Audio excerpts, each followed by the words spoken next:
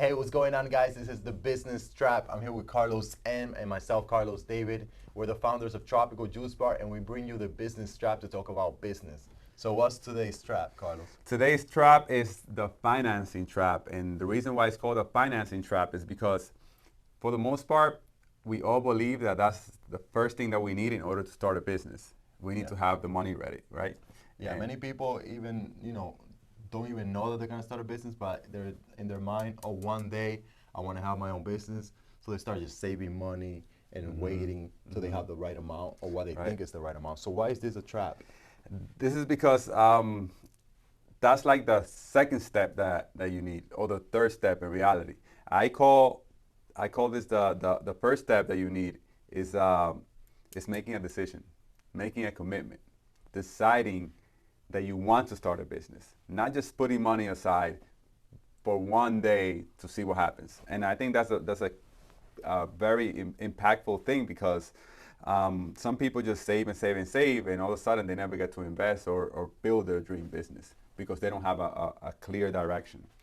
So It makes sense because without a commitment, what are you saving for? exactly. So step zero. Step zero, make a commitment that you're going to go for it, that you're going to start a business. You are 100% committed that that's what you want to do. Nobody's going to veer you off no matter how tough things get. Your goal is to start a business. And once you have that in mind, there are going to be so many challenges. There's going to be so many planning that go into this, so many goals that you're going to set that you have to achieve. But nothing falls in line unless you make that very strong commitment that you want to start a business.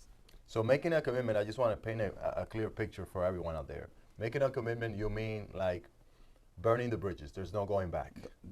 You already decided that's what you want to do, and that you're 100% sure that eventually, and sometimes in the near future, you want to start a business. So if this is step zero, this is way before you do anything else. What's step number one? Step one is deciding what type of business you're going to start.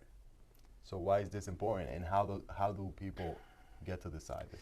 Well, once you know what type of business, then you could put a plan together to decide what finances to put in order, how your lifestyle is going to change, or if it's going to complement your lifestyle. So the reason why it's deciding what business you're going to start is so important is because you need to find something that complements your lifestyle, what you love, what you're doing right now. For example, I know some friends that are into real estate. They were looking to start and get into diversify their investments, right? So they looked for us, the Tropical Juice Bar, as a franchise in order to have a retail high gross business that produces cash every single day, because they understand that in real estate is a slower income business. So they wanted something that will produce cash, and they'll be able to do their thing with that cash. And Tropical Juice Bar so happened to be that type of business. So they committed to open their own Tropical Juice Bar.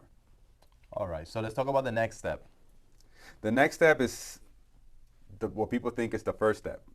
So we already had two steps in front of that. It's financing. After you decide what type of business, how much it's going to cost, then you're going to go into how can you allocate the funds, where can you get the financing for that business, and it's a lot easier than people think, right? And the reason why this is called the financing trap is because we want to make sure that people understand that there are a lot of options. Once you have one and two ready, there's a lot of options for you to secure financing from. It's not just what you could save every month. There's so many options, but without step zero and step one, you cannot go into financing. Awesome. So now that we understand that financing is a later game, financing is step number two. Let's go over some points for financing. For those of you who are there, if you're not there yet, then go back to step number zero and decide if you want to commit to start a business. Look at people that are in business already. Talk to business owners, how they live, what kind of lifestyle they have, what kind of money they make. And then the next step, step number one, is to find out what type of business. So find out how they live, what type of different businesses are out there, and what kind of skills do you need to be successful at those businesses. And if you did that already, then we'll go to step number three, which is the financing. So let's talk about that. So I just want to bring it back a little bit to step zero, right? To making a commitment. And I just want to point out that we have, we're probably going to have a wide variety of audience watching this. It doesn't matter what age you have, right? This doesn't matter if you're 17 years old. It doesn't matter if you're 60, 70 years old. This would apply to you, to anyone, right? Making that commitment, it would apply to anyone. So now let's talk about financing. What are the financing options that we have, right? I have here 1, 2, 3, 4, 5 that I bet most of you watching this can only think of 2, right? That's personal savings, what you have in the bank, where you could save yourself by working a 9 to 5, and you probably understand that the bank can give you money. But if I told you there's 3 other ways that you could secure financing for a business, you might be shocked. So pay attention. All right. So what are the next steps? I'm curious to, if you guys have any other steps, please comment below. But we're gonna go over the next steps. Yeah, the 5 ways to securing your financing for the business is the following: personal loan, right? Personal savings. That's personal loan later. Personal savings is you earn $4,000 a month. After your expenses, you're able to save $1,000, right? Let's say that you need $50,000 in order to open your business. That's going to take you 50 months. 50 months. And what's 50 months? About 4.5 years, something like that. So it's going to take you 4 years. That's the one. I wouldn't recommend you rely solely on that. That's okay, but you already know that if you're trying to start a business, if you're committed, it's really tough to stay committed for 4 years. Like, you want to put an action plan for within 1 or 2 years in order to open that business. So that, even though that's a good one and everybody should be saving money, that's not the ideal one, and you should never rely on yourself, just what you could do to start a business. The second one, personal loans. This is one of my favorite ones because you have a lot of people that love you. You have a lot of people that are rooting for you, that want for you to be successful. Find out who those people are. They're your parents, grandparents, uncles, aunts, and ask them, tell them step 0 and tell them step 1, and tell them if they could help you, that you're on step 3. Step 2. So the reason why I say step 0 and step 1 is so important is because if you go to your parents, let's say, and you tell them, hey, Pops, I want to start a business, can I get some money? They're going to be like, what business you want to start? And why do you want to start a business? Why do you want to start this business? When did you decide that you wanted to start this business? Like, I have no idea. But if you've been talking to your parents and you've been talking to them about how you are so excited to start your business, and you have a particular business already in your mind that's exactly what you want to do, and you're consistent with that, let's say for the last 6 months, that's all you talk about. Your parents, when you tell your parents, hey, I'm looking for a loan to start my business, they're probably going to gift you the money because they see how committed you are and they believe in your effort, and they understand that this is the right move for you. So loans from friends and family is the second step, and you'll be surprised how much money you could rack up. I recently met with somebody who, just from loans from friends and family, she was able to secure, she's going to secure at least $50,000. Awesome. Wow. Because there are a lot of people rooting for you, especially if you're a responsible, committed individual. Yeah, if they believe in you. Correct. Mm-hmm. The next step is credit cards. Everybody hates credit cards. Nobody likes to owe money. But I'm telling you right now, as a person that came from nothing, as people that just started without, hundreds of thousands of dollars in the bank and started our business that is now worth millions of dollars, we need these unsecured credit in order for us to leverage it and start our own business. And what you can do is you could start requesting different credit cards, accepting those credit cards that the banks are sending you, and being a responsible person with them. Start putting all your expenses through the credit cards and then paying it off at the end of the month, right? Just as if you use your bank account. So that way they see that you have movement and they're able to increase your limits. Yeah. And imagine if you have 5 credit cards, with each credit card has a limit of $15,000 each. That's a very high credit limit. And the great thing about this is that a lot of credit cards, they send you balance transfer offers, which are checks that you can actually take and put in the bank for about 3% or sometimes less of interest for 1 year, 0 interest. That's practically free money. So this is a great way to leverage your responsibility, your efforts, right? Because it takes a lot of discipline to manage all these credit cards and to make sure that you're doing the right thing. And there's another two. Alex, can you guess what they are without looking at my paper? Well, partnerships. I know that's one. I don't know. I'm gonna guess the other one. Partnerships. Partnering with someone else to start your business. Yes, that's the next one that I was gonna say. When you are okay, so pretend that I want to do something and I can't do it on my own. I just can't because I'm not ready. But if I partner up with you, I'm able to do it. Some people say they don't like partners in business. I tell those people that then they shouldn't go into business because one of the only ways that you can be successful in business is partner with partners. We really believe that, and that's why we're offering franchising as a company, because we believe in partners. All of our franchises are our partners. So you go to that person and you tell them, hey, I could work this business. All I need is some cash. All I need is some equity. All I need is for you to co-sign a loan for me so that we could go ahead and secure financing to start this business. Everything's documented. Everything is legal. Yep. There's no funny business because attorneys are involved. And I guarantee you that if you knock on enough doors, you will find that person that the business that you're proposing is right for them at that time, right? Just because you ask 1 or 2 people and you pitch your business to them and they say no, it doesn't mean that is a bad business or that you should quit and give up right there. You have to be persistent. You have to be committed to your goals. So because you don't just need to find the right person. You need to find the right person at the right time, because if they already made an investment, or if they're not ready for this yet, then you got to keep looking. How do you think people could find that person? Well, I would say just by letting people know what they're looking for, talking to their friends, their family, talking to other business owners that they know around them. People of means, right? People that have $500,000 or $1 million net worth or more. And those are people that are most of the time they're looking for people to invest. How are they going to find those people? How do you think they're going to find those people? Well, I will go in my circle.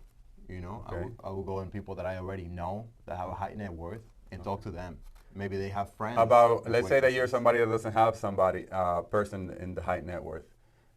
Good. I think. What will you do? Because I guarantee there's some people watching this that they don't understand. They don't know, like, where do I go to find these people to pitch my great business idea? Where do they go? Well, social media is a good avenue. You can see people that own different businesses and kind of look for, I would look for someone that complements this business or someone that is looking to start a business. Okay. And you could always look at that in social media. Another way is to go to your local bankers and ask, hey, do you know when there's going to be the next networking event? Attend networking event. Go on Google, search networking events, go to different banks, ask, go to nonprofit organizations, ask when they're going to do the next fundraiser. Because usually in those fundraisers, you're going to see people of high net worth and you're able to present your business idea to a lot of people. So but the worst thing you could do is go ask a few of your friends and they say no, and then that's it. You disqualify finding a partner because nobody's interested in your business. Yeah, and there's a lot of networking events out there, and most of the times they're free. You don't need to pay anything to participate. Yep. So why a partner? Again, of course, the partner, they're gonna have something that you don't have. But for the most part, sometimes you could be a high net worth individual with cash to invest and with a nice net worth, but you don't have the time, right? You just don't have the time. So in this case, you find a person that understands the trade where you're trying to go and has the time, and it's a win-win for both of you. So for example, we have some young managers that they would love for one day to open their own tropical juice bar, but unfortunately right now they don't have that net worth, right? So if you are a high net worth individual watching this, hit us up because we want to know who you are and that you're interested in investing with us. You just don't have the time. We could partner you up with somebody who's going to put their time and you put your equity. So again, win-win for everybody. Partnerships are great. I love it. I hope to continue to grow our business through partnerships because it's the best way. And we what's have the- one last one. What's the last one? Ooh, the last one, and I leave it for last because it's one of the most difficult if you're not ready. And this is something that you have to understand. Just because you go to a bank and ask for a loan and they say no, it doesn't mean that it's a no forever. We have to understand this. When banks say no, it means that at that particular moment in time that you submitted your documents and they went through it, you are not ready. So the best thing that you could do is ask, what can I do to be ready in order to qualify? And once you have that answer, you start working towards that. I'll give you a quick story of somebody that I heard that from my banker, that person is in the wine business. They were very excited to launch their wine product, but they had a problem, right? They needed a bigger facility in order to produce enough wine to distribute to the whole Northeast. And basically, he went to the bank with a proposal and they said no. They said no because, you know, the length of the time of the business and some of the financials for the business were not in order. So my banker went to them and told them, like, this is the reason why they say no. You have to work on this. And then he went 2 years later and he was able to secure, I think it was like a $10 million loan in order to kickstart his business. And now you're going to find that wine almost in every shelf in every liquor store in the Northeast. So that's a success story. There's a lot of success stories like that, but it's important for you to understand, you know, banks are very particular about who they lend money to. They usually don't like to lend money without collateral. Unfortunately, a lot of us are not born with collateral, right? Like we work hard at our job. Sometimes we're really good at it, but we can only rely on our savings. Sometimes the savings is not going to give us enough money to buy assets, which then could appreciate in value, and therefore you have, you know, a nice equity that you could present to the bank in order to provide as collateral to get a loan. So basically, you know, banks are great if you're ready, but if you're not ready, you have 4 other options, right? So, and that's very important. So guys, you know, I We hope have you guys, 5 other options. So let me go over them real quick if you weren't taking notes. I got personal savings, right? Personal loans from friends and family, other people that believe in you. Credit cards, which you could use in the form of bank checks and stuff like that. Partnerships, whether active or passive, and bank loans. So these are the 5 ways that we could think of that you could get financing after you commit and after you decide what type of business you want to get into, because that's going to tell you how much money you really need. correct. So if you guys have any other forms of financing that you could think of, comment below. We want to hear it. We want to share it with the rest of the audience. Any closing remarks? No, I just want to say that, listen, it's all about a matter of deciding. This life, you either decide or you don't decide. They're all a decision. If you decide that you want to go for it, or if you don't decide that you want to, by not deciding, you're already deciding. So it's either you do or you don't. So please make sure that you guys do what makes you happy. Please, if you are a person that wants to succeed and wants to build a business, there's no reason why you shouldn't. This is the land of opportunity. Follow the American dream, the new American dream, and go for it. Start your business. Commit first, ask questions later. Yes. This has been the Business Trap. Thank you guys for listening. We'll see you in the next one. All right.